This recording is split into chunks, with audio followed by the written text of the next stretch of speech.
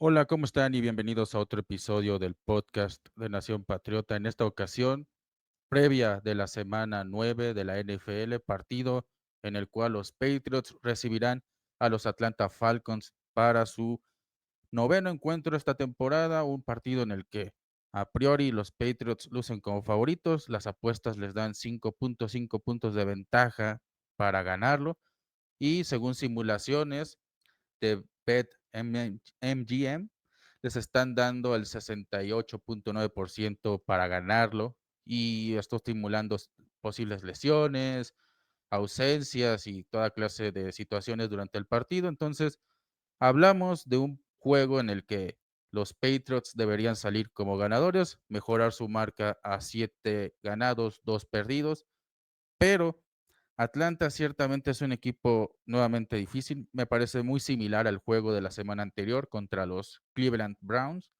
con la diferencia, creo yo, que Atlanta es, creo yo, una ofensiva un poco más desarrollada que la de Cleveland, sobre todo porque tienen al corredor más peligroso que van a enfrentar esta temporada los Patriots, esperando ver cómo llega Derrick Henry para el juego contra los Ravens, pero Villan Robinson es probablemente uno de los corredores más letales que hay en la liga, un jugador que además te puede atrapar pases, que te puede bloquear en la línea, que es un muy buen jugador, un jugador muy completo. Tal es así que hay reportes de que los Patriots esta semana han utilizado 3 jugadores diferentes para prepararse, nada más para enfrentar a Robinson, lo cual habla del respeto que le tiene Mike Vrabel y todos sus entrenadores, porque realmente deberían tenerle cierto respeto. Es uno de los equipos que menos puntos convierte en el pase. De hecho, es uno de los 3, 4 peores equipos a la hora de anotar touchdowns por la vía aérea. Tampoco mueven mucho el balón por aire. Casi toda su ofensiva se centra en Villan Robinson. Es un jugador con la mayor importancia en este equipo, incluso superior a la de Michael Penix, que por ahora podría jugar, pero no al 100%. Y si juega, pues tampoco ha sido un jugador tan eficiente, aunque también hay que contar otro jugador clave que es Drake London, el receptor titular de este equipo, el número uno de los receptores más infravalorados que hay en la NFL actualmente. Si alguien lo ha visto esta temporada, sabe que es una amenaza importante. Creo que será una gran prueba para Marcus Jones o para Christian González, porque han estado rotando sobre quién enfrenta al receptor número uno. A veces ponen a uno, a veces ponen a otro. Y de todas maneras, para la secundaria es un rival muy a tener en cuenta. También hay otros jugadores que pueden de repente tener un buen partido, Kyle Pitts, por ejemplo, eh, Darrell Mooney, pero son jugadores, creo yo, que no han brillado de la manera en la que se esperaría de jugadores que en algún momento o tuvieron mucho hype o que incluso jugaron bien en la NFL. Y todo se centra en estos dos jugadores, pero si tuviéramos que darle más importancia a uno, evidentemente es Robinson. Y los Patriots, pues tampoco tienen una defensiva que inicie muy bien los partidos. Creo que en este punto ya todos estamos acostumbrados al guión de los Patriots. Creo que quitando aquel juego contra los Dolphins, probablemente, es un equipo que inicia muy lento los encuentros. El primer cuarto suele ser donde casi todos sacamos nuestra frustración con este equipo porque anota muy poco o no anota nada. Le meten touchdowns en la primera serie ofensiva y en la segunda les cuesta mucho detenerlos y otra vez, por lo menos hay 3 puntos asegurados para los rivales. Es un equipo que parece que todavía está en el vestidor, pero en realidad está en el campo, pero no hace nada. Y es a partir del segundo cuarto donde ya las cosas van mejorando. Para el tercer cuarto ya el equipo ya tiene total dominio de las circunstancias y tiende a terminar en una paliza para el rival si se acomodan las cosas o por lo menos asegurar el triunfo. Le ha pasado contra los Buffalo Bills, le pasó contra los Panthers, pasó la semana pasada contra los Browns y muy probablemente vuelva a ocurrir porque los Patriots siguen teniendo grandes falencias, grandes problemas para no solamente entrar en ritmo, sino creo yo que también se trata de jugadores. Por eso, cuando empiezan a ajustar, meter, quitar jugadores durante el encuentro, a partir del segundo cuarto es que vemos que ya van mejorando, porque a lo mejor iniciaron con un jugador, pero ese no estaba funcionando, meten al que estaba en la banca y ahora sí el equipo se ve diferente. Por eso es que hay un énfasis importante en quién pueden traer de intercambio antes del próximo 4 de noviembre, porque si traen un jugador que pueda ayudarles a tener mejores inicios de partido, creo que este equipo realmente puede ser una verdadera amenaza en la conferencia americana para cualquiera, y no solamente para los rivales que tienen en el calendario en este momento, que por cierto es el segundo calendario más fácil de los rivales restantes que tienen los Patriots, es el segundo lugar entre los más fáciles de la NFL. Veremos si pueden hacer honor a esa estadística, a ese dato que han dado los medios especializados de la NFL, o también siguen teniendo problemas. Pero también va a ser una prueba muy, muy, muy, muy complicada para May, porque hasta ahora ningún coreback que ha enfrentado a la secundaria de los Falcons ha podido tener más de 205 yardas por aire. Y esas 205 yardas fueron la semana pasada. Entonces, puede que los Falcons estén siendo un equipo un poco menos, sólido en defensa que en semanas anteriores, pero también depende mucho de qué jugadores estén sanos, porque la semana pasada fue probablemente el juego donde más jugadores lesionados de los titulares que tuvieron en todo el año. Y hubo muchos jugadores del front seven que no pudieron estar, para el partido contra los Miami Dolphins.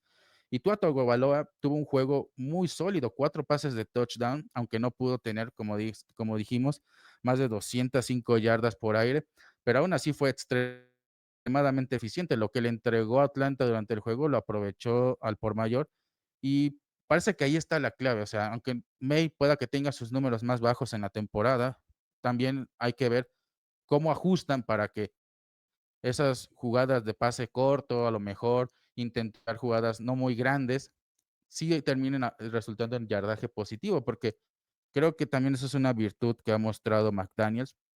La semana pasada fue un partido muy trabado de inicio. Sabíamos que iba a ser un partido muy complicado contra los Browns, porque tienen una defensiva top por aire y top por tierra. Entonces, aunque los Patriots empezaron a encontrar vías por la parte del juego terrestre, no fue hasta la segunda mitad que toda la ofensiva en general empezó a mover el balón con más soltura. Y hasta esa gran serie ofensiva después del descanso, en donde McDaniels y May se combinan para que el equipo tenga variedad de jugadas, tenga además muchas maneras de hacerle frente a la defensiva agresiva de los Browns, y los hicieron pagar. Casi todas sus jugadas terminaron en una ganancia considerablemente alta, convirtieron primeros downs una vez tras otra, y creo que se fue una serie ofensiva que desmanteló por completo a los Browns, porque a pesar de que todavía tuvieron algunas series donde impidieron puntos de los Patriots en el último cuarto, ya no fue el mismo equipo que vimos en la primera mitad, y creo que por ahí también puede estar la cuestión contra los Falcons. Creo que McDaniels ha mostrado que es un entrenador que va a buscar una u otra manera para tratar de penetrar cualquier línea defensiva, cualquier secundaria que se le presente. Y en este caso va a volver a enfrentar un entrenador defensivo que ya vio en el pasado. Jeff Ulbrich es un entrenador defensivo que entrenaba, que coordinaba la defensiva de los Jets en 2021, en aquella última temporada de McDaniels antes de irse a Las Vegas. Y las dos veces que enfrentaron a los Jets esa temporada, realmente me pareció que hicieron un muy buen partido contra la defensiva de los Jets. El trabajo de Ulbrich siempre se centra en que la secundaria de su equipo, sin importar si son los Jets o ahora los Falcons, sea muy cerrada, sea muy física. Y yo recuerdo que hubo muchos momentos en los que realmente lograron quitarnos el mejor receptor en ese partido. Por ejemplo, en esos partidos de 2021, pues nuestro mejor receptor era Jacoby Meyers, pero McDaniels luego desarrollaba las jugadas para que entonces sin Meyers seguir avanzando con el balón, y de repente jugadores como Kendrick Bourne tenían mucho protagonismo. Y creo que eso también casa mucho con el estilo que tiene Drake May, que es un jugador que reparte muy bien el juego. De hecho, si uno se fija en sus números esta temporada, veremos que ningún receptor realmente predomina en cuanto a targets o recepciones.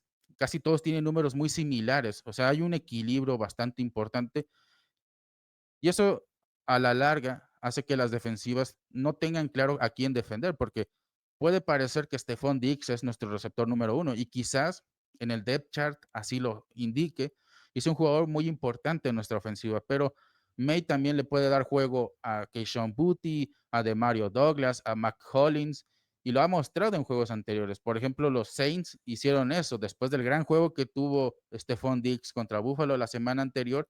En la siguiente semana, cuando enfrentaron a los Saints, le pusieron hasta doble marcación a Stephon Diggs. ¿Y quién fue el que salió al quite?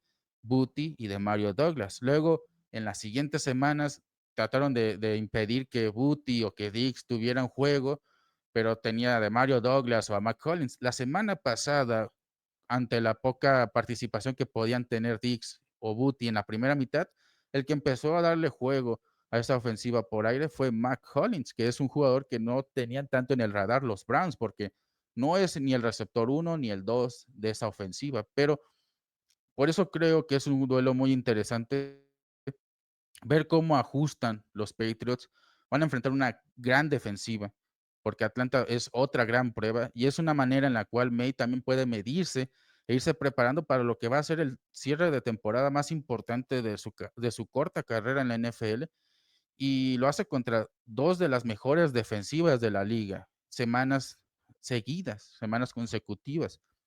Yo pienso que también va a ser muy importante lo que hagan por tierra, porque todo indica que Ramondre Stevenson probablemente no juegue o tenga un rol muy disminuido debido a una lesión que ha sufrido en el dedo del pie. No sabemos qué tan grave sea y probablemente no se revelen muchos detalles al respecto, pero si se pierde el juego de la próxima, bueno, de esta semana, del próximo domingo contra los Falcons, lo más seguro es que tome su lugar Trevion Henderson como receptor, como corredor número uno, y también va a tener más responsabilidad, va a tener que bloquear para Drake May contra una defensiva que también es muy buena llegándole al coreback. Es otra muy dura prueba para esta línea ofensiva que permitió 5 capturas de Myles Garrett la semana pasada. Y otra vez se enfrentan una línea defensiva muy buena, aunque creo yo que no tienen ese pass rusher, ese cazador de mariscales de campo premium que sí tenían los Browns. Pero de todas maneras, esos 4 linieros defensivos con los que siempre tratan de presionar al coreback, es muy difícil de contener esa línea defensiva. Hay un jugador que realmente es muy peligroso y que no es necesariamente de la línea defensiva, es Kaidan Ellis, y es uno de los linebackers, creo yo, más versátiles que tiene la liga. Es un jugador que, en palabras de analistas como Taylor Kyles, recuerda mucho a Kyle Van Noy, y quien haya visto a Kyle Van Noy durante la dinastía sabe que era un jugador que te podía presionar, pero también te cubría en el pase y también te podía perseguir a los corredores. Era un jugador de 3 downs sin problema, y Ellis es muy similar en ese aspecto. Probablemente incluso tenga la labor de cuidar lo que haga May, porque la semana pasada los Browns, creo que el error más grande que cometió Jim Schwartz fue no mandarle un linebacker a espiar a May, y tenía de repente la oportunidad de correr con el balón y convertir primeros downs sin nadie que lo pudiera detener, y es algo que creo que los Falcons, sabiendo muy bien lo peligroso que puede ser May con las piernas, van a tratar de mandarle a alguien, ya sea un linebacker o incluso hasta un safety, alguien para tratar de anularlo por tierra. Y ahí creo que puede entrar Ellis, y creo que ese es otro obstáculo que tiene que superar esta ofensiva. Creo que va a ser una buena prueba, porque la siguiente semana, después de enfrentar a los Falcons, se viene uno de los juegos más importantes del calendario, que es enfrentar a los Tampa Bay Buccaneers, otro equipo contendiente al Super Bowl este año, y que van a tener que enfrentar con su mejor versión. ¿Y cómo enfrentarlos con su mejor versión? Pues enfrentando rivales como los Falcons y los Browns, que quizás tienen ofensivas muy por debajo del promedio en la NFL, pero defensivas que compensan muchísimo. Y de hecho es la razón por la que los Falcons de repente se recuperan. Es un equipo muy raro también y muy difícil de predecir, porque los Falcons tienen una muy mala semana y luego tienen una muy buena semana después. Y la mala semana ya ocurrió en la semana 8, ya fueron humillados por los Miami Dolphins y ahora les toca enfrentar a los Patriots. Y es un equipo muy raro, porque aunque parece que de repente ya se van a meter una racha de derrotas, pueden sorprender y terminar apaleando a los rivales que enfrenten en el siguiente partido, pero los números que dan de visita son muy diferentes a los que dan de local, y creo que esa también es otra clave del juego. Los Falcons no son un muy buen visitante, es un equipo que disminuye mucho el daño que puede hacer cuando juega de visita. Una cosa es que jueguen en Georgia, en su estadio techado y todo, pero jugar en el noreste de los Estados Unidos contra los Patriots en Gillette Stadium, entrando ya a la parte fría de la estación del año en la que estamos, termina por ser un reto también muy importante para los Falcons. E históricamente, cuando han venido a Foxborough, no han jugado muy bien los Falcons, incluso en su mejor versión, cuando tenían a Julio Jones, a Matt Ryan. No era un equipo que se le acomodara muy bien jugar en Foxborough y muy probablemente va a volver a ocurrir.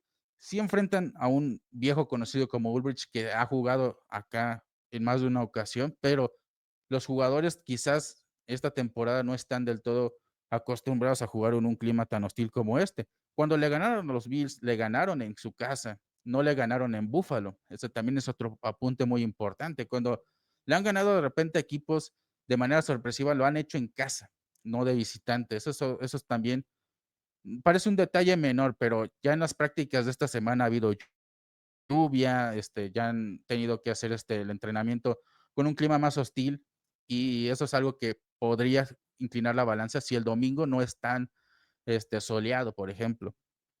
Pero aún así creo que es un juego que puede caer en la trampa, un juego trampa. Es un rival que no puedes dar, que puedes hacer, no puedes hacer menos. Los Falcons no han estado a la altura de su inversión. Hecho una inversión increíble este año, tanto en la defensiva como en la ofensiva. Han tratado de rodear a Penix con un gran talento a su alrededor. Y creo que todavía Penix, el hecho de que no jugó la temporada completa el año pasado, de que sigue siendo un quarterback que ha tenido problemas de lesiones, y tanto en el colegial como en la NFL, creo que le ha costado un poco adaptarse a la liga. Veremos si el juego que viene, pues, es diferente porque también los Patriots tienden a engrandecer un poco a los rivales que enfrentan a los quarterbacks jóvenes, por lo menos en esa primera serie ofensiva, lo vimos con Dylan Gabriel, lo vimos con Cam Ward. Podrán haber terminado el partido como lo habrán terminado, pero el inicio fue muy bueno. Y Penix puede que, a diferencia de esos dos, sí aproveche un buen inicio y no suelte el no suelte el pie del acelerador. Y eso también puede ser muy contraproducente. Entonces esperemos que los Patriots encuentren respuestas, porque tener un inicio de 7-2 después de 9 partidos, deja a los Patriots pues con la necesidad solamente a lo mejor de ganar 3 o 4 para asegurar ya un boleto a playoffs de manera segura. Y pues si ya ganaste 7, que no ganes 4 en el resto del calendario, sobre todo con el calendario que tienen los Patriots, donde van a enfrentar 2 veces a los Jets, cuando enfrentan a unos Bengals que incluso podrían no tener a Joe Flacco para el partido en que los enfrentemos, porque tiene un problema de lesión, eh, y enfrentan, pues, quizás el rival más peligroso que tienen, además de los Buccaneers después de esta semana, son los Bills y quizás los Ravens, dependiendo cómo llegue Lamar Jackson y compañía. Y nada más. Es un calendario que se le está acomodando muy bien a New England para clasificar y creo que está bien empezar a exigirles que clasifiquen, viendo lo que han podido hacer en el año y que el calendario realmente ha sido algo cómodo para ellos durante todo este tiempo. Pero igual los partidos se tienen que jugar, eso no se puede negar. Y no porque las apuestas y nosotros creamos que van a ganar, pues quiere decir que va a suceder, aunque esperemos que por ahora la racha continúe, porque si ganan también el domingo, sería su sexto triunfo al hilo. El único equipo que tiene 5 triunfos seguidos en este momento junto con los Patriots son los Denver Broncos, otro equipo que está peleando en la parte alta de la conferencia americana. Y ya los Patriots también tienen que pensar no solamente en ganar la división, tienen que empezar a pensar que tienen que asegurar un lugar muy alto en la conferencia, tener a lo mejor un choque más cómodo en la ronda de wildcard. Y en este momento, pues estarían enfrentando estarían enfrentando al peor sembrado de los que clasifiquen a playoffs, o sea, el séptimo lugar, que en este momento, hasta donde yo había revisado eran los Jaguars, pueden ser los Chiefs, pero no son los Chiefs en Arrowhead, serían los Chiefs en Gillette Stadium. Ya es diferente para ellos enfrentar equipos fuera de casa. Y quién sabe, los Patriots pueden soñar mucho más lejos de lo que a lo mejor al inicio podían esperar, pero todo empieza con este tipo de juegos, porque si ya hay gente que hace menos a los Patriots por este calendario, pues todavía perder contra equipos como los Falcons, que creo yo que sí ponen una prueba de verdad, por lo menos en una parte de este equipo, pues no sería lo más, correcto, sobre todo para el estado de ánimo de los jugadores, porque enfrentar a estos equipos que saben que son buenos, por lo menos de un lado del balón, que son élite incluso, y poder salir con triunfos, poder dar declaraciones a partir del marcador final, eso es algo que no les puedes negar, porque eso es mucho más poderoso que cualquier mensaje en el vestidor. Eso les inyecta una confianza y les eleva el estado de ánimo a niveles, hasta el cielo, porque saben que puede ser real, que lo que están haciendo cada semana se está traduciendo en los resultados que están teniendo cada año, cada semana, cada mes, y pues al final del año es lo que ellos quieren, ¿no? Si quieren que los Patriots sea un destino favorable, pues tienen que empezar a dar esos mensajes, ¿no? De que aquí en New England se hacen las cosas para ganar y que se busca ganar cada semana y aumentar rachas de triunfo, se busca tener una cultura ganadora. Y cuando tienes una cultura ganadora, pues también muchas cosas que se guardan los jugadores, muchas polémicas, no salen a la luz, los rencillas se perdo los comentarios, las rencillas se perdonan. Y todo está muy bien. Eso lo vivimos cuando estaba Bill Belichick y no vamos a mentir. Cuando estaba Bill Belichick podría haber polémicas, pero eso se olvidaba después de un triunfo que tuvieran la siguiente semana, porque así era, jugar en los Patriots cuando eran dominantes en la liga. Entonces, ganar sí tiene una oportunidad muy importante. Eh, y hablando, pues, de las claves del partido, volviendo un poco a eso, creo que otra clave muy importante es, y ojo al dato, los Falcons son el segundo equipo que más carga manda, o blitz, que el blitz es cuando mandan 5 o más defensivos a presionar al quarterback. May, de hecho, tiene uno de los mejores porcentajes de pases completos y ya, estadísticas en general, yardas, touchdowns, cuando se trata de presionarlo. Creo que incluso eso es muy contraproducente. No sé si los Falcons vayan a evitar hacerlo. Probablemente lo hagan de inicio, de no mandar blitz, porque May es muy, muy peligroso cuando le mandas cargas, porque también eso le permite a sus receptores de repente escaparse en rutas largas. Y cuando tienes un jugador como Booty, que está liderando la liga con más anotaciones en pases de 20 yardas o más desde 2024, pues no te puedes dar el lujo de repente dejar descubierta la zona profunda del campo. Tienes que cuidar un poco las formas.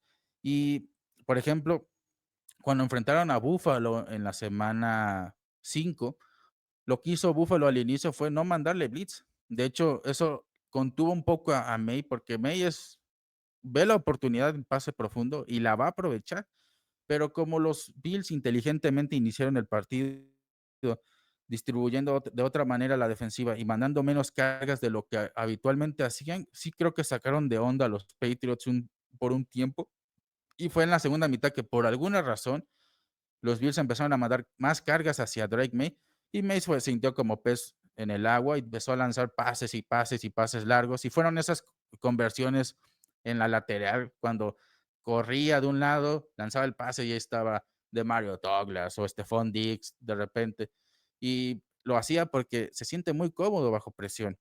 Yo creo que a lo mejor es algo que puede cambiar, pero también por otro lado, conociendo a Ulbrich por lo que hizo en los Jets hasta el año pasado, era un entrenador que le encantaba mandar blitz, que es un entrenador que exagera mucho con las cargas.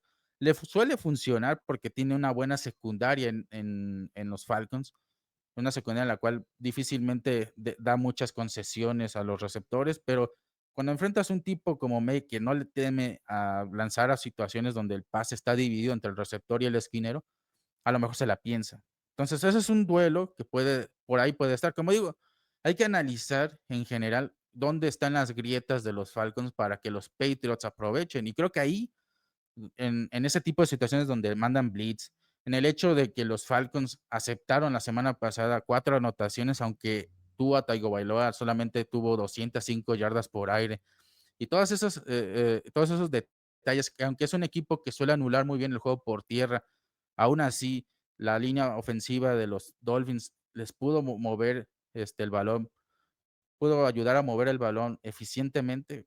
Son cosas que yo creo que alguien como McDaniels, con el estudio que él suele tener de sus rivales, creo que nuevamente puede ser importante. Y la semana pasada hablábamos de las conexiones que había, del conocimiento de Vrabel y de McDaniels contra los rivales que iban a enfrentar en ese momento. Y creo que otra vez, nuevamente, es importante a quién tienes enfrente. Y curiosamente conocen muy bien al staff defensivo de los Falcons. A lo mejor el ofensivo no tanto, pero quizás solo falta ver un poco lo que han hecho en el pasado. Creo que Zach Robinson le está costando mucho con esta ofensiva. Y si no juega Penix, cambia mucho el juego, como decía Vrabel durante su conferencia de prensa. Es muy diferente si juega Michael Penix o Kirk Cousins. Todo indica que van a forzar a que juegue Penix, aunque no esté al 100%. Y a ver cómo juega, porque al 100% no ha estado bien.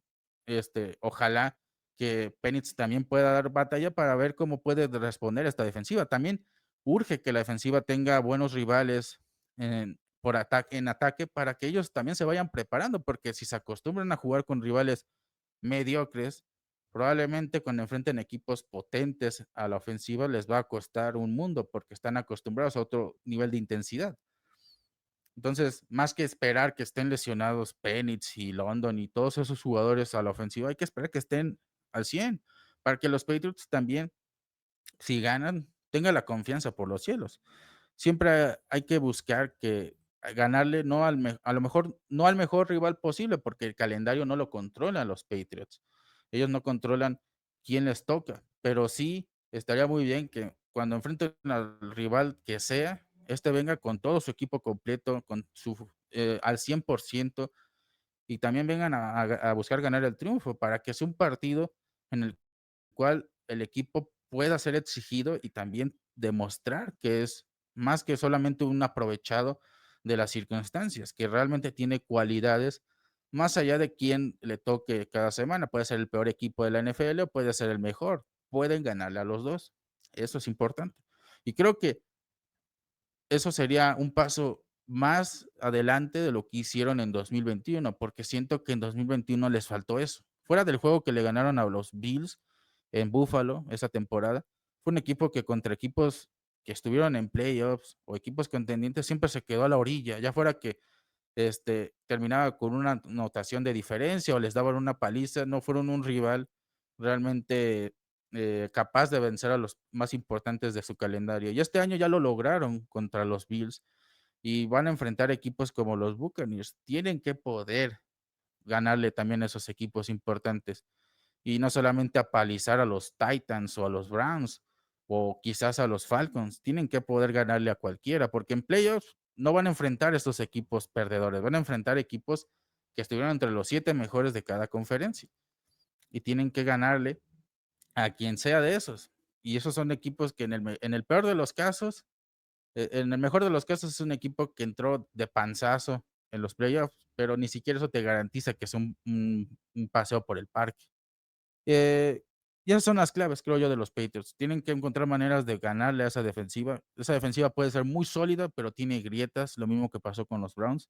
Eh, a la ofensiva tampoco confiarse. Creo que enfrentar una ofensiva muy disminuida como los Falcons puede parecer fácil, sencillo, pero creo que tienen jugadores que simplemente todavía no han hecho clic, que todavía no conectan, ya sea porque Zach Robinson no los ha podido utilizar bien en su ofensiva, o a lo mejor es lo que Penix les está dando, pero en algún momento pueden dar el clic y los Patriots no pueden darse el lujo de ser ese equipo que vea el resurgir de la ofensiva de los Falcons, porque tienen una gran inversión detrás.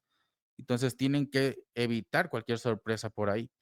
No es un juego fácil, creo yo que ahí va a estar la clave. No es un juego sencillo y te lo tienen que tomar con seriedad, pero creo yo que lo van a hacer y ya veremos si el domingo estamos hablando de un triunfo o la racha termina pues precisamente ese día.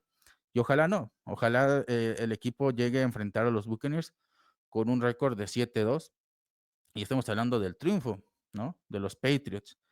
Eh, ya dejando de lado lo que es el juego de esta semana, que yo me voy a reservar el resultado. Si ustedes quieren hablar del resultado en los comentarios, en donde sea que nos estén escuchando en este podcast, pueden hacerlo, pueden dejarnos el marcador.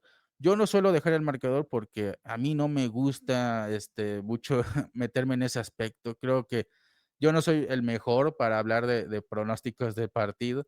Eh, tiendo a no meterme con ese tema. Creo que A mí me gustaría que ganen los Patriots y creo que pueden ganar y también creo que hay una posibilidad, no muy grande, pero importante de que los Falcons pueden dar la sorpresa. Pero ahí la vamos a dejar en mi caso. Si ustedes sí se quieren animar, adelante. Igual, si me insisten con el tema de dar mi pronóstico para próximos partidos, pues igual sí me animo, pero no es algo que me guste hacer mucho. Eh, Ahora hablemos un poco de lo que ha ocurrido en la semana.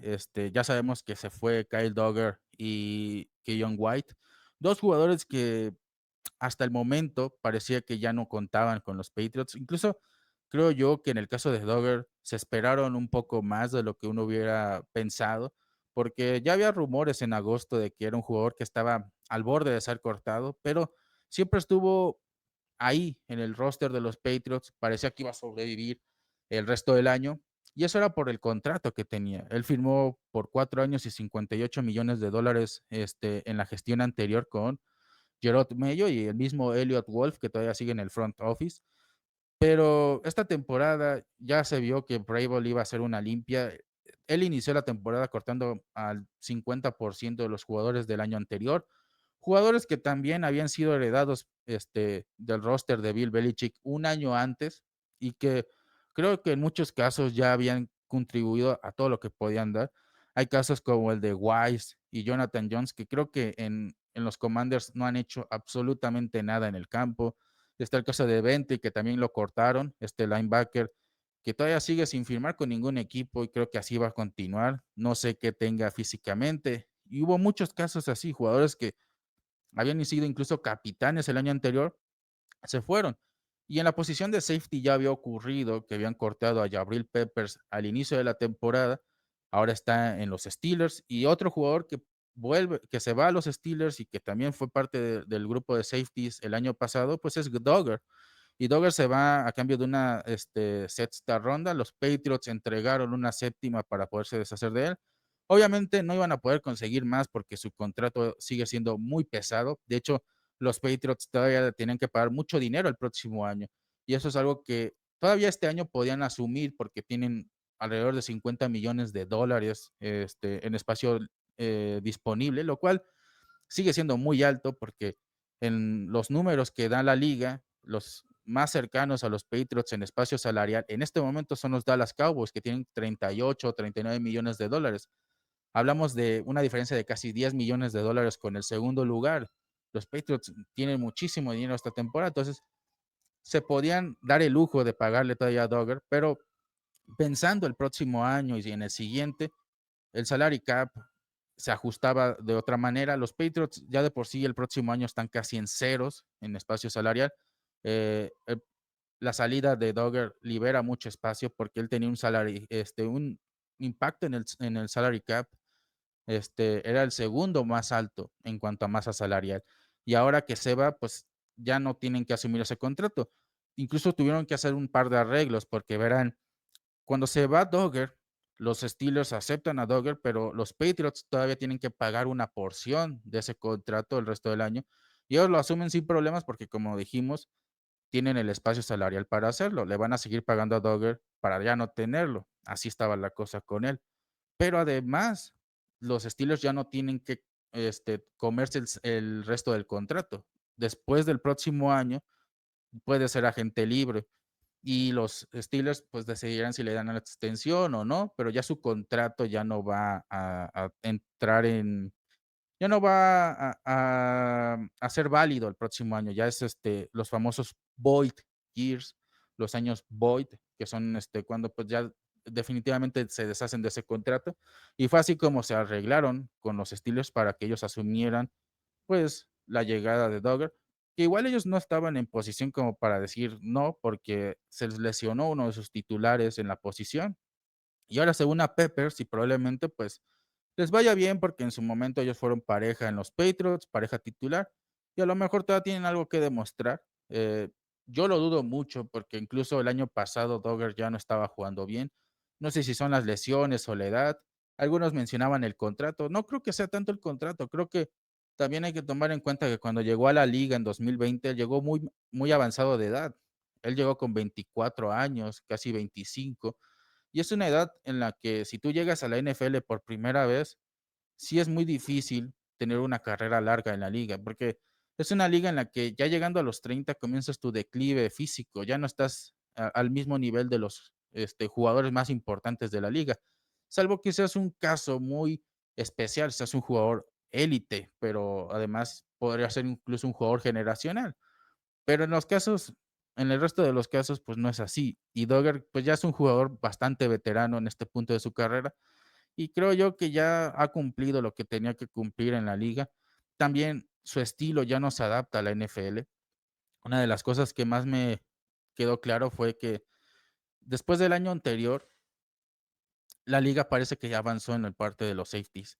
Ya lo que buscan son jugadores mucho más atléticos y versátiles. Lo vemos en la liga actualmente. Los mejores safeties de la NFL incluso podrían jugar como linebackers, podrían tener una función, pueden ir muy profundo en el campo, pueden empatar la velocidad del jugador más rápido que tenga la ofensiva rival. Ya no son tan pesados y físicos como antes.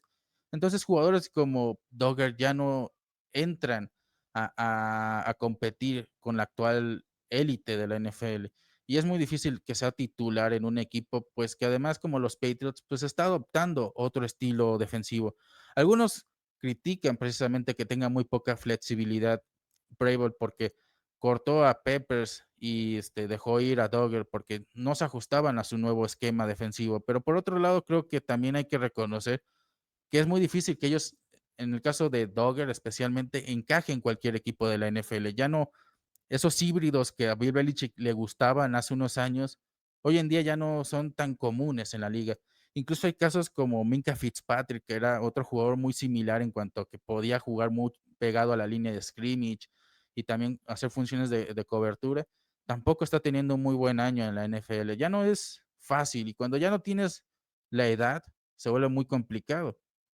Ahora, en el caso de Keon White, es sorprendente porque creo que después del primer año que tuvo, pues mostró destellos y parecía que podía ser un pass rusher titular por muchos años en New England. Y creo que ni siquiera con el mismo staff defensivo con el que debutó en la liga, porque el año pasado fue así. O sea, el mismo staff defensivo estuvo en 2023 y estuvo en 2024. Y el año pasado tuvo un buen inicio y luego se desapareció todo el año, no fue capaz de ayudar a un equipo que fue de los peores capturando al mariscal de campo, y este año tampoco hizo mucho. Y la verdad es que Vrabel sí le dio la oportunidad en el campamento. Aquí no fue como Dogger, que parecía ya que sobraba. Sí creo que el equipo le dio la oportunidad de brillar por su cuenta, pero desde el campamento, Chaisson le ganó la oportunidad. Fue el que se convirtió en titular en pretemporada, gracias a que White perdió mucho el nivel durante la competencia interna y el resto del año no volvió a recuperar su titularidad. La semana pasada fue inactivo porque no lo querían utilizar los entrenadores. Y ahí, en retrospectiva, uno ve que ya no tenía lugar en el equipo. Ya los Patriots estaban pensando en moverlo a otro lado. Y dicho y hecho, se fue a San Francisco, junto con una séptima ronda a cambio de una sexta. Pero en su caso, a diferencia de Dogger, su séptima ronda con la que se fue a San Francisco es condicional. Tiene que estar activo 7 partidos para que se le pueda entregar a los 49ers. Y en caso de que no juegue esos 7 partidos, pues parece que ese pick regresa a los Patriots o algo por el estilo. Entonces es condicional y los Patriots sí o sí obtienen una sexta ronda. Una sexta ronda que puede ayudarles a hacer un trade durante estos días. Y pues ahí terminó. Tampoco es que White fuera muy importante. De hecho, la semana pasada ni Dogger ni White fueron utilizados.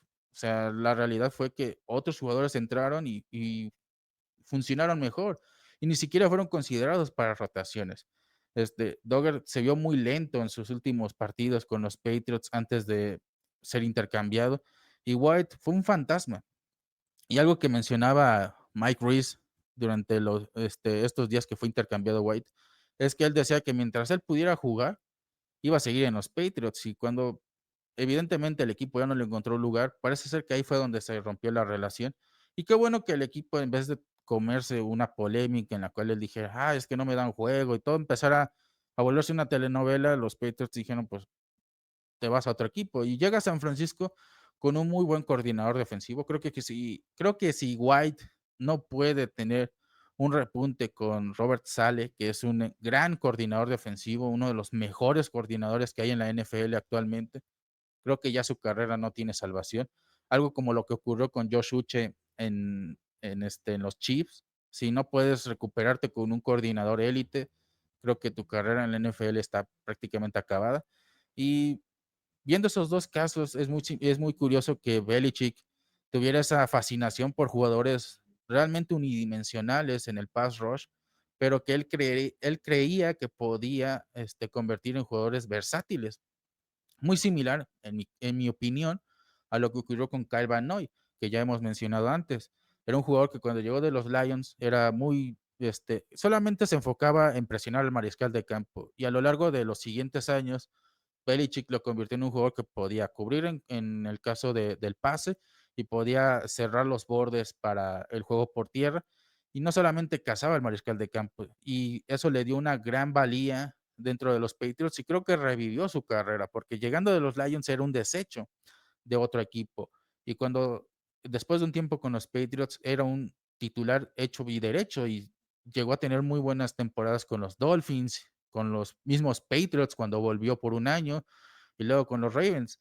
Es un jugador que se volvió como ese estandarte para Bill Belichick y por eso parece que trajo estos últimos años a jugadores muy similares que quizás no destacaban en otras funciones, pero que él sentía que podía desarrollar a ese nivel.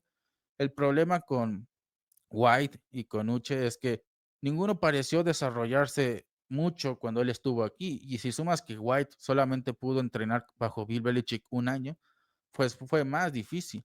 Pero aún así creo que es una demostración de que quizás Belichick, en ese ojo clínico que solía tener con jugadores como Van Noy, lo fue perdiendo paulatinamente en los últimos años.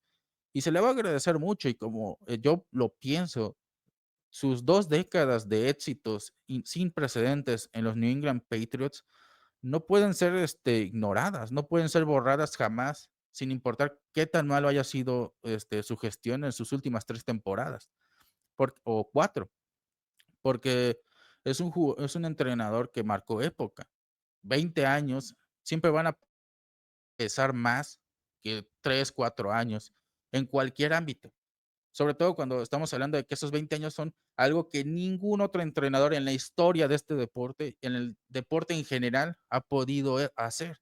Por mucho que se le quiera cuestionar que si fue por Tom Brady, que si fueron trampas, nadie lo ha logrado. Y no creo que nadie lo pueda lograr, por lo menos en el futuro cercano. Lo más cercano que podía hacer eran los Chiefs, pero ni siquiera creo que ellos estén al nivel de hacerlo, porque Andy Reid ya es un entrenador muy mayor. No creo que pueda seguir entrenando otros 10 o 15 años en la NFL. Quién sabe, ¿verdad? Pero se ve muy difícil.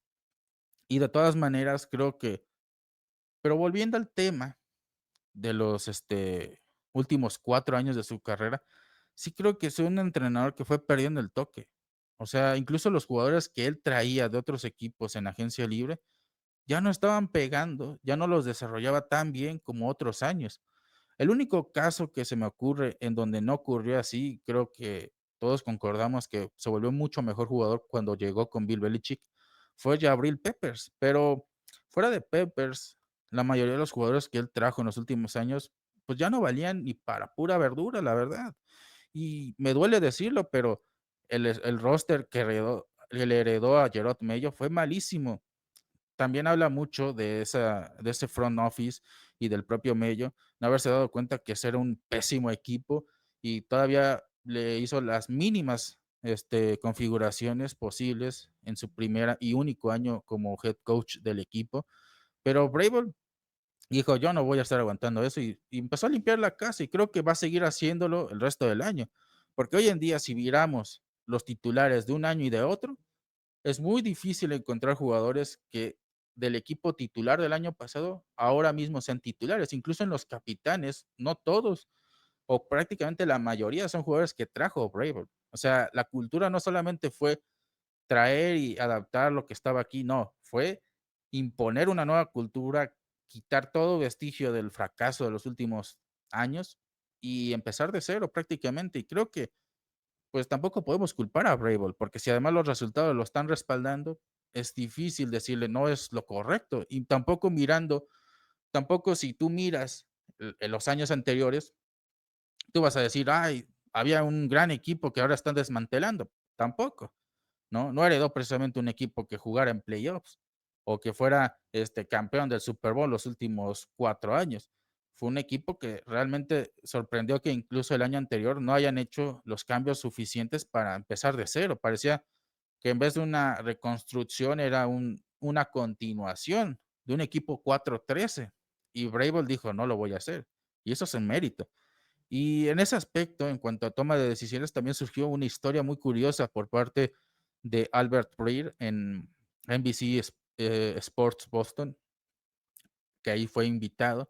Es un periodista que pueden encontrar principalmente en Sports Illustrated. Es un insider que tiene a veces muy buenas primicias.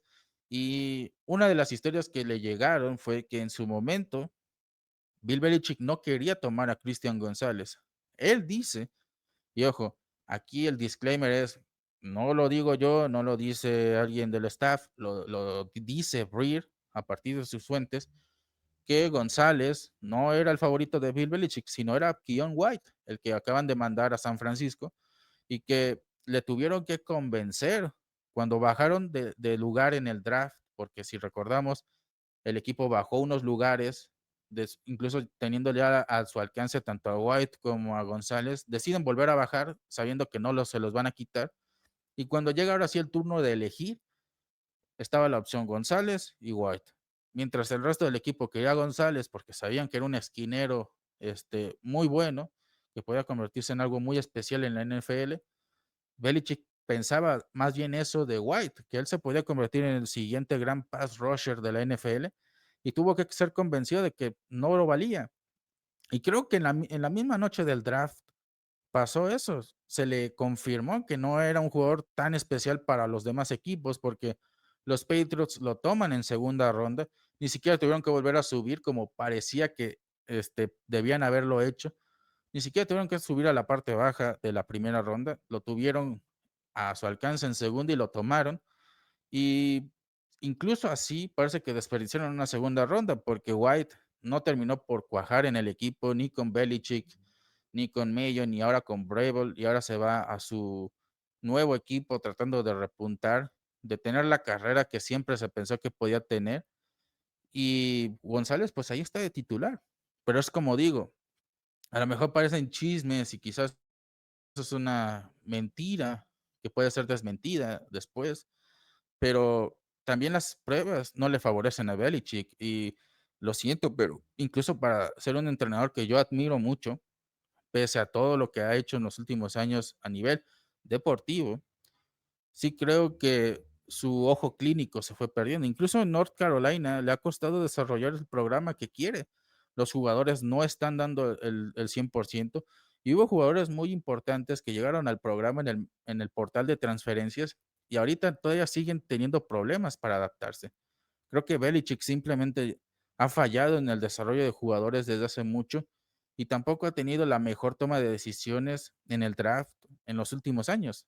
Que tuvo malas decisiones a lo largo de 20 años durante la dinastía, sin duda alguna, pero la cantidad de errores que tuvo en 4 años, eh, después de que se fue Tom Brady, después de toda esa temporada del COVID, eh, es increíble que perdió todo el toque que tenía, porque era además un entrenador que eh, muy pocos recuerdan esto, pero una razón por la cual el roster de los Patriots siempre era competitivo y no se tenía que preocupar por salary cap, era porque después de que cierto jugador cumplía su contrato de novato, había un reemplazo listo para tomar su lugar. No siempre podían reemplazarlo del todo, había que adaptar entonces a lo mejor algunas cosas para compensar, pero se iba uno y llegaba alguien muy bueno también, ¿no? Así como en su momento tuvieron a Rodney Harrison, a Junior Seau en los safeties, de repente tenían a gente, bueno, Rodney Harrison, que tenían a Lawyer Milloy, de repente llegaron los Devin McCourty, los Patrick Chung, eran jugadores de diferentes épocas, pero te habla mucho de que Belichick tenía un buen ojo para reemplazar futuros salones de la fama con otros futuros salones de la fama. y no fue la única posición en la que ocurrió. También en su momento se les fue Ty Lowe y otros esquineros de gran nivel, pero en los siguientes años, en la siguiente década, vinieron Stephon Gilmore, y otros tantos que empezaron a funcionar muy bien. Y de repente eran jugadores que tenían muy buen nivel, 2, 3 años ya no funcionaban, pero había otro reemplazándolo. Y no ocurrió con Belichick. Fueron muchas posiciones en las cuales los jugadores fueron envejeciendo y no había un reemplazo adecuado para ellos y no los hubo. Y hubo que gastar mucho dinero este año para reemplazar posiciones clave, porque en su momento se gastó en traer a un Davon Godchaux que no funcionó, los tackles defensivos que se traían en agencia libre o el draft no funcionaban, y pues hubo que pagarle un dineral a Milton Williams y todavía una parte a Khyiris Tonga para venir a cubrir esas deficiencias en la posición, que de repente no funcionó alguien en la línea ofensiva. ¿Cuántos años hablamos de que se necesitaba un tackle izquierdo? Se trajo a Trent Brown, no se trajo a nadie, incluso se trató de volver a un jugador como Vederian Lowe en el próximo tackle izquierdo titular. ¿Y quién fue el que tuvo que venir a arreglar el problema? Mike Bravel. Se trajo a Will Campbell, que ya veremos si se puede convertir en una solución a largo plazo, que ha tenido un buen inicio de temporada. Y hasta ahorita es que se está solucionando el problema. Pero como digo, se vinieron arrastrando muy malas decisiones y todavía pudo haber sido peor, porque si eso es verdad y Keon White pudo haber venido en lugar de González, imagínense cómo estaríamos ahora. Quizás el equipo todavía tendría más dudas para el próximo año y en y la necesidad de salir a hacer más intercambios del que ya de por sí los que ya de por sí tienen que hacer, porque se habla de corredor, se habla de pass rushers, se habla de safety, se hablan de esquineros, pero son posiciones que en los últimos años se fueron dejando muy de lado. Se empezó a descuidar mucho el equipo y pues ahora se tiene que arreglar el problema. Se puede reconocer la grandeza de algún predecesor de Mike Vrabel, pero también se tiene que hablar de que hubo una muy mala gestión del equipo estos años y esperemos que en los próximos años ya no ocurra eso, porque también parte de que este equipo se vuelva contendiente es la profundidad del roster. Y creo que en este punto, en este momento, no tienen la profundidad en el roster suficiente como para competir en enero. Y creo yo que eso es importante, porque ahorita están a una lesión en una posición clave de yo creo que desestabilizar enormemente sus posibilidades y todo el funcionamiento del equipo. Y ya hemos visto que cuando ha faltado González, cuando ha faltado Hawkins, cuando han faltado algunos de los titulares en defensa y en ofensiva, el equipo no encuentra la brújula. Y eso es algo que les puede costar una eliminación. Yo sé que hablamos de que clasificar es suficiente, pero también hay que decirlo. Ningún equipo entra a playoffs pensando, ya entré y ya, con eso funcionó. Ellos quieren llegar al Super Bowl, aunque no tenga la posibilidad de ganarlo en teoría, van a tratar de hacerlo porque ya están ahí. Tenemos que preguntarnos también, los Patriots en este momento con este roster, ¿pueden pelear en playoffs? Yo creo que a lo mejor sí, si las lesiones son muy respetuosas de este equipo, pero siendo sinceros, con la mala suerte que a veces acompaña este deporte, no lo creo. No lo creo y sería muy triste que por una o dos lesiones este equipo no pueda competir en playoffs y que no sea por temas de táctica o que el rival sea mejor que ellos, sino simplemente por muy mala suerte no tienen el nivel para competir porque el reemplazo de tal jugador no está a la altura para cumplir su posición. Y ojalá pues que el equipo tanto las lesiones lo respeten como que también se muevan, porque quedan pocos días para intercambios y tienen la posibilidad muy importante de tener uno o dos jugadores que les cambie el panorama, que son jugadores que no solamente aporten ahorita un extra, sino que cuando alguien más falte, compensen esa ausencia y pueda el equipo seguir teniendo las mismas posibilidades de ganar o mejores. Y como digo, ese es un tema que ya iremos viendo más adelante. Por ahora creo que si nos centramos en lo bueno de las salidas de Dogger y White, creo que primero los jugadores parecía que ya estaban convencidos de que iba a ocurrir, porque las entrevistas posteriores y que se preguntaron, bueno, ¿qué opinas tú, jugador X, de que se fue estos dos jugadores? Le desearon lo mejor, pero sí están como que ya estaban convencidos de que ya no formaban parte del grupo principal. Y ojalá que les vaya muy bien, porque en el caso de White, pues todavía es joven, todavía tiene mucho que demostrar en la liga y ojalá que en el nuevo ambiente en el que estén tengan la posibilidad de ganar.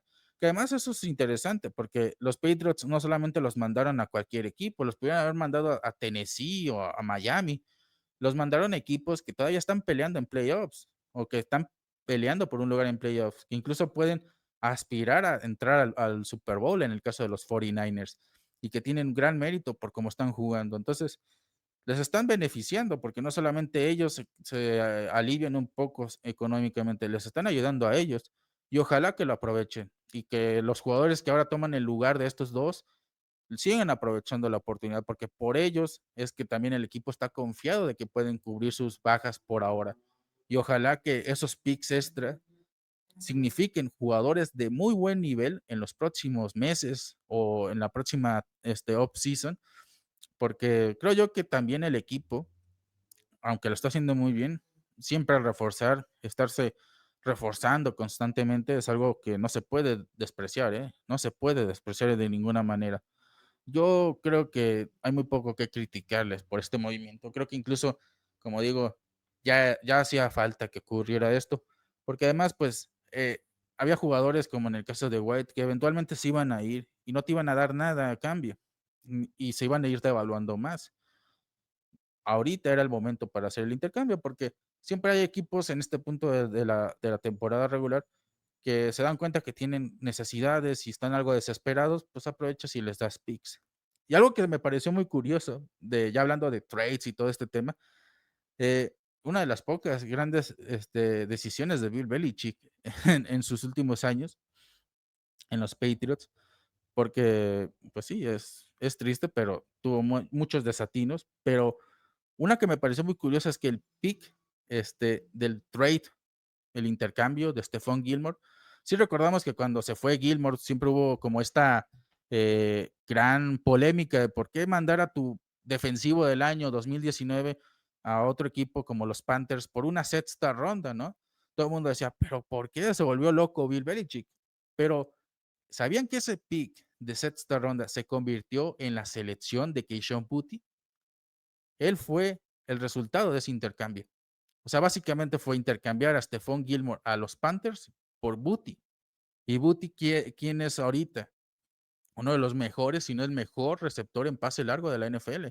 Tiene uno de los promedios más altos por recepción, ha conseguido casi primer down en todas sus recepciones, tiene junto con Jamar Chase la mayor cantidad de touchdowns largos en la NFL desde que inició la temporada pasada. Es increíble, pero cambiaron un muy buen esquinero, un esquinero futuro salón de la fama, por un buen receptor que quizás pueda convertirse en uno muy bueno si continúa a este nivel. Quizás un jugador élite, quién sabe. Y todo precisamente por un movimiento que en su momento fue muy criticado. Entonces, también es algo como que de repente dices, bueno, eso es todo lo que obtuvo el equipo por este jugador, incluso siendo un jugador tan respetable, tan importante, pero creo que eso demuestra lo que uno puede hacer con los recursos que se tiene. Si el staff toma una buena decisión, a lo mejor algo que parecía muy chocante, muy, wow, esto puede terminar siendo muy malo, termina siendo una gran elección, porque nunca sabes cómo se pueden manejar las cosas en la NFL. Entonces, también no sabes qué puede pasar. A lo mejor con una de las selecciones que han obtenido ahorita, terminan consiguiendo un jugador muy importante. A lo mejor alguien que no necesariamente tenemos en el radar, porque ahorita todos dicen Miles Garrett, Trey Hendrickson, Max Crosby, pero ¿qué pasa si de repente se tiene un jugador a lo mejor que no tenemos en el radar, pero puede ser muy bueno? Jugadores como Luca Van Ness, que está en Green Bay, que tiene potencial, pero no lo utilizan mucho los Packers, o jugadores como algún corredor como Jalen Wright, que está ahorita en Miami, que creo que no lo van a extrañar, pero tiene mucho talento, en las piernas y quizás pues, se convierte en un muy buen complemento en esta ofensiva.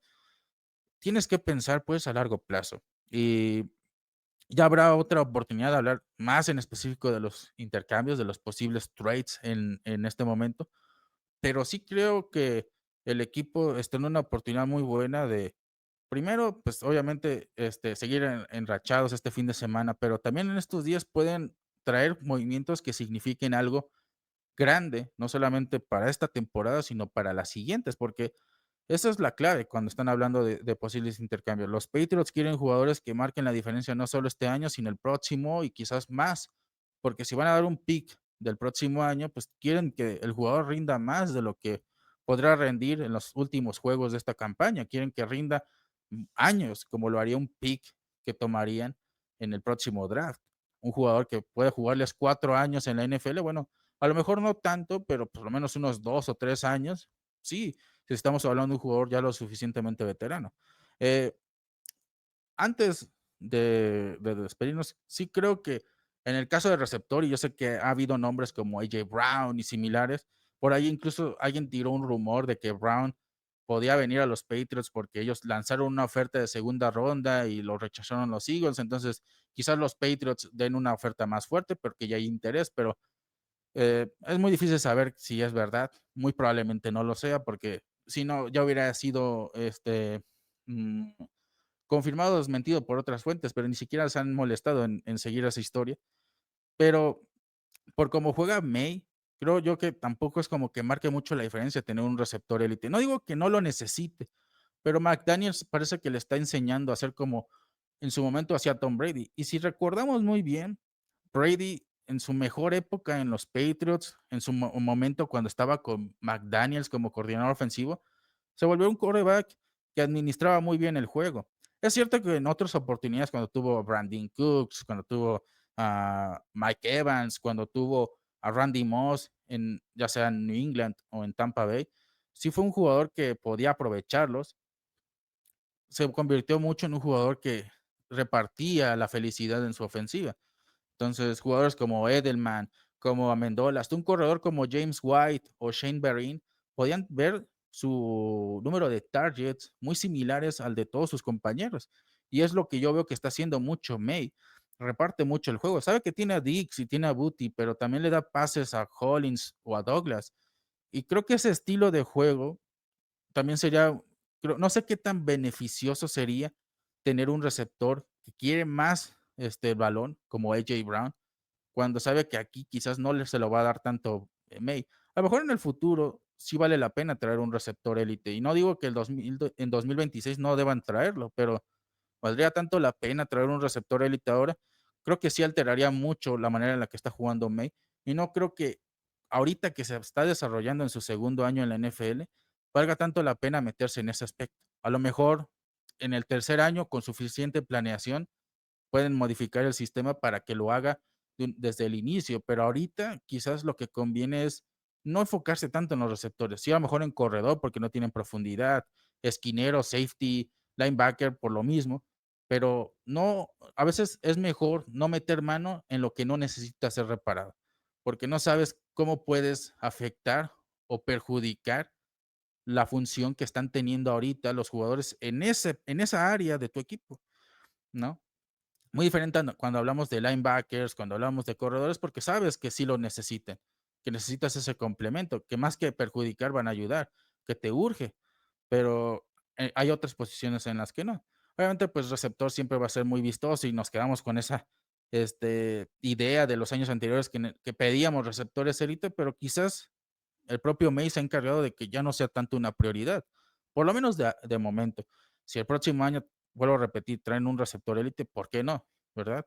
Hay suficiente tiempo para ahora sí decirle, mira, May, ya puedes lanzarle más a este jugador porque, mira, aquí está este hombre que te puede cambiar el juego. Y también no sabemos cómo esté Diggs el próximo año, tiene ya más de 30 años y tampoco McCollins se hace más joven.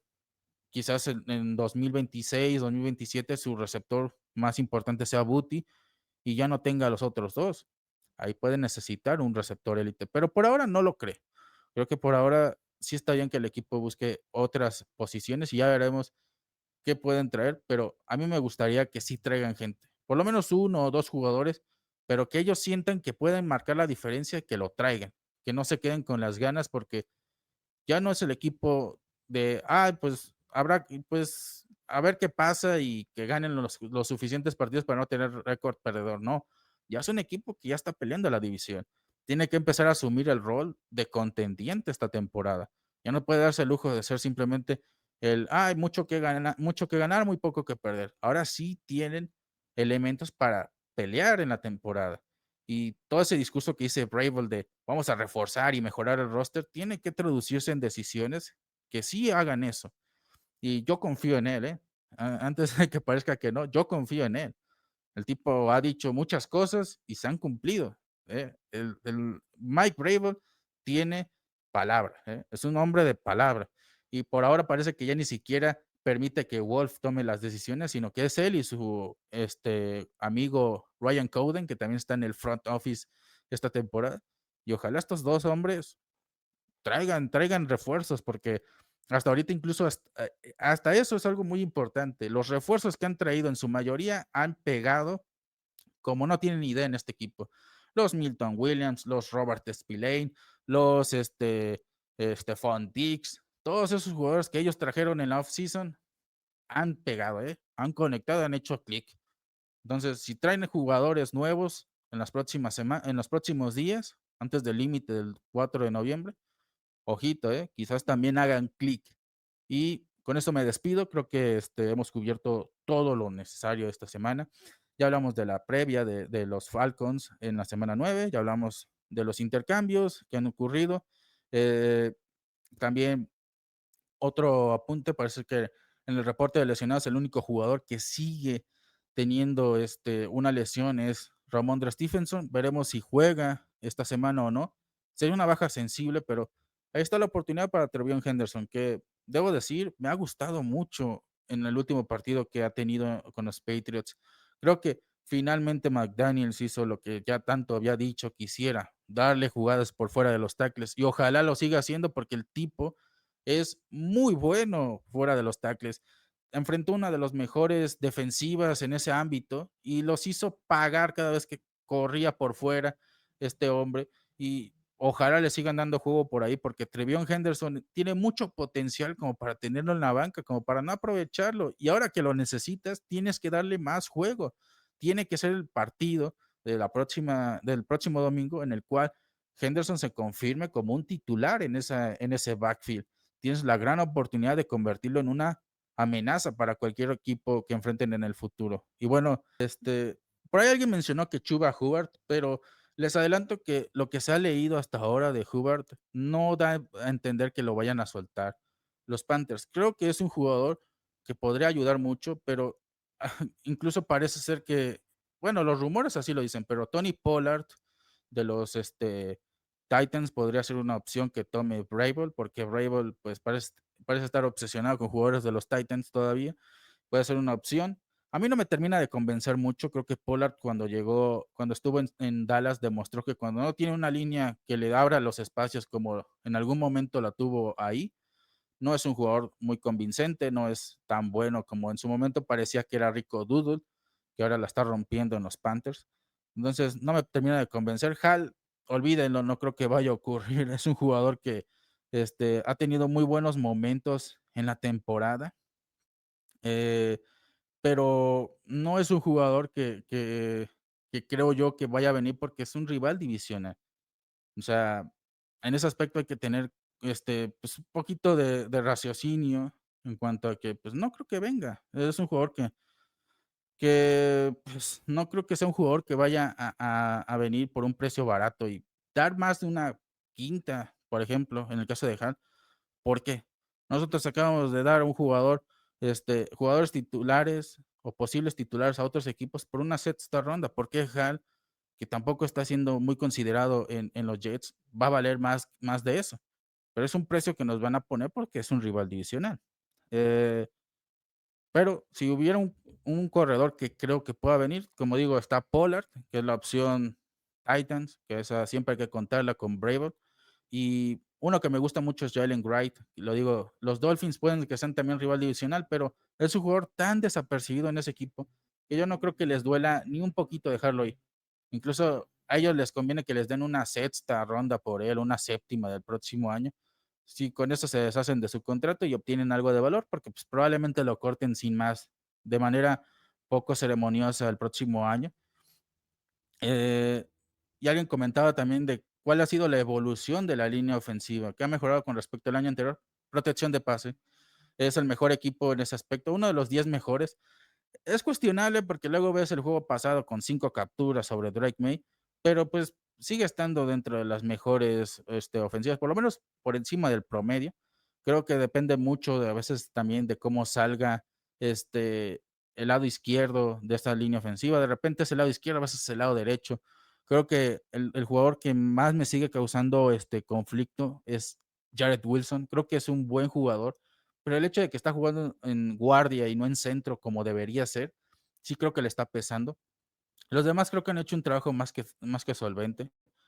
Incluso Morgan Moses me parece que ha mejorado bastante una vez que por lo visto ha sanado de sus más, pues, más decisivo en el lado derecho. Aún así, creo que sería interesante ver qué puede ofrecer Marcus Bryant en los próximos meses. No creo que le den juego todavía, pero ojalá que cuando le llegue la oportunidad lo demuestre, porque si no, el próximo año creo que una de las primeras opciones que serían, como así como fijas en el draft es seleccionar otro tackle ofensivo, en este caso, uno derecho, porque sí creo que el equipo todavía le hace falta reconstruir bastante esa línea ofensiva. Pero ya veremos qué ocurre dentro de los próximos meses.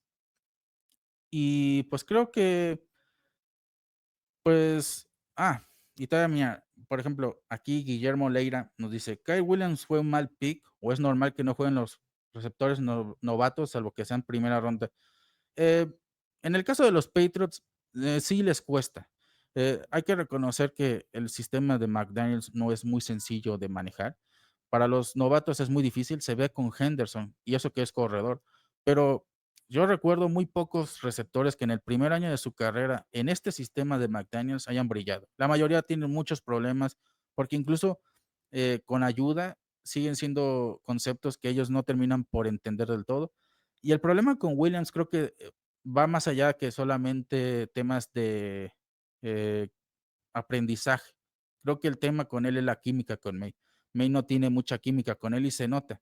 Pero creo que es porque además no han trabajado mucho. Incluso en el verano casi no trabajaron juntos. May trabajaba en la unidad de los titulares y Williams trabajaba con la segunda, tercera unidad casi todo el tiempo.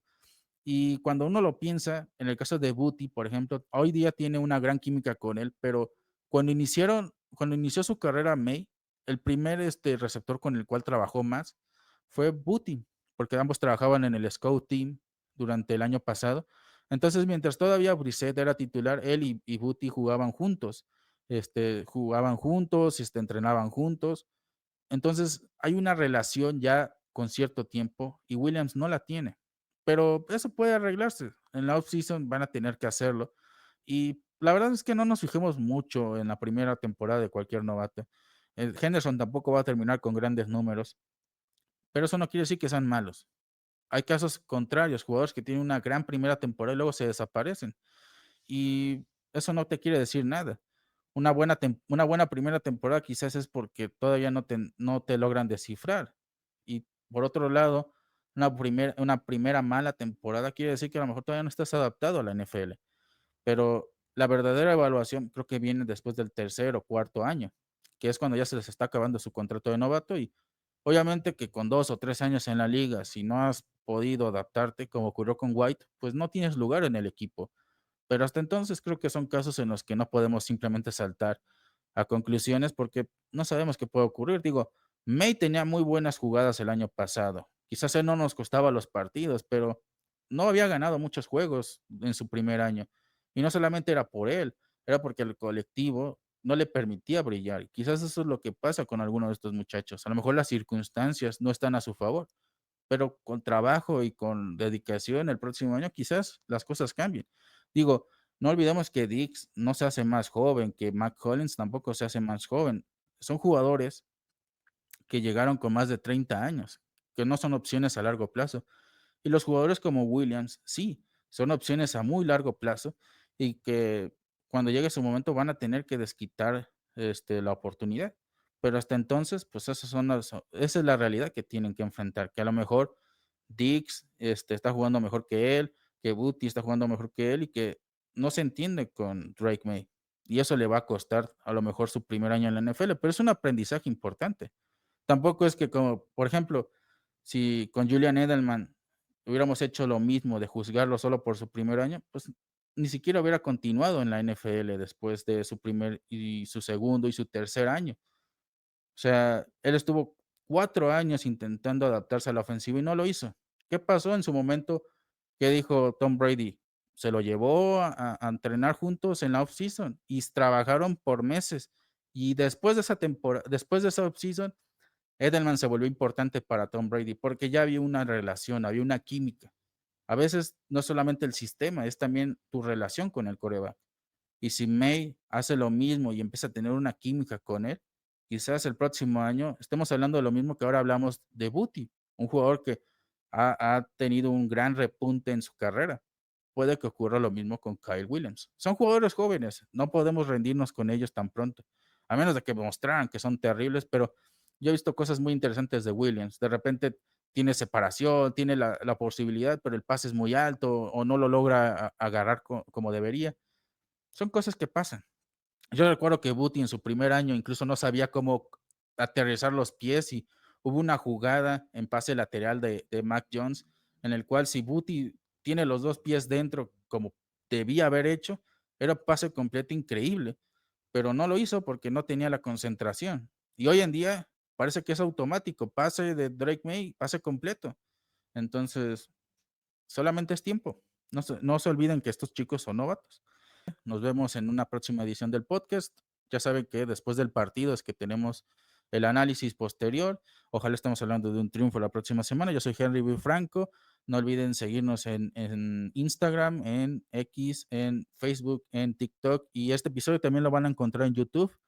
Si están escuchándolo en alguna plataforma de podcast, no olviden suscribirse, dejarnos sus comentarios, darnos like y si por ahí tienen alguna pregunta, pues también dejárnosla porque también planeamos hacer lo mismo la próxima semana y estaría muy chido que de repente nos comenten pues nos den sus comentarios, sus dudas, todo eso con respecto a los Patriots o solamente su saludo. Y no sin antes me despido, decirle, mandarle un saludo a los Patriots Cancún, que nos habían pedido un saludo especial hace ya un tiempo, se me estaba olvidando. Y gracias a todos por su seguimiento. También si quieren, por favor, unirse a nuestro Patreon para ayudarnos un poco en esta realización del podcast, se los agradeceríamos. Y por ahora es todo. Cuídense y tengan un excelente fin de semana y especialmente un fin de semana con triunfo de los Patriots. Bye.